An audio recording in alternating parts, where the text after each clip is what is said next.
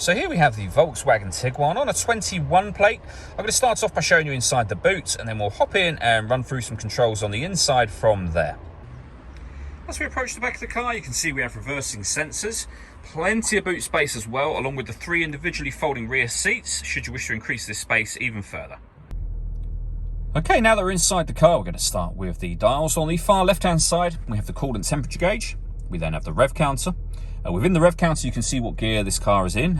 We're in park at the moment as it's an automatic. On the right-hand side, we have the speedometer. We have a digital readout for the speedometer within that. And then on the far right-hand side, the fuel gauge.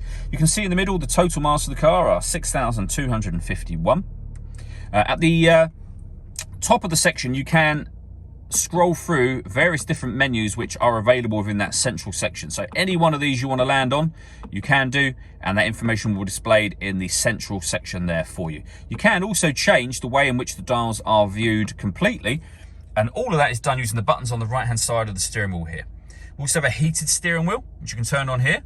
Stereo controls, which continue on the left-hand side, and then you've got cruise control. Once you set cruise control, hit this button here. This car is able to maintain its own distance between itself and the car in front, both speeding up and slowing down automatically depending on the car in front's speed.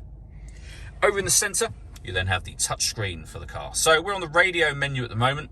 So as you can see, this car has got FM, DAB, and internet radio. If you want to listen to your own music, you can access that from here.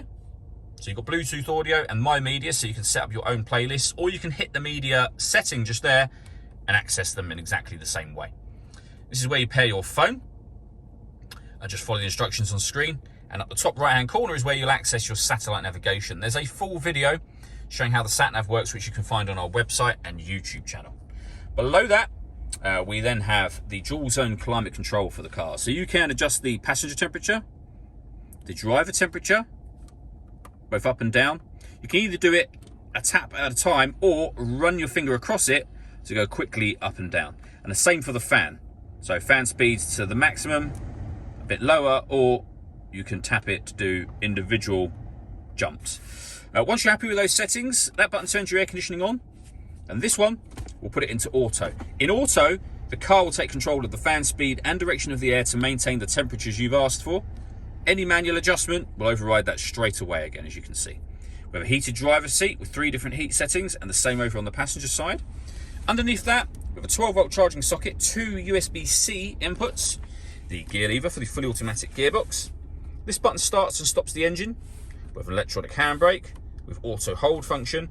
The mode button will change the driving setup of the car, so you can put the vehicle into eco, normal, sport, or individual. And on the left-hand side, we can set the parking sensors on and off. We can turn on or off the autonomous parking, so this car is able to park itself. And lastly, we can turn on or off the stop and start. This car is designed to cut out when it's stationary in traffic to save you fuel. That system is off when that orange light shows. All that leaves me to say is thank you for taking the time to watch this video. If you'd like to come and see the car in person and have a test drive, please feel free to call any of our MJA sites. We'd love to hear from you soon.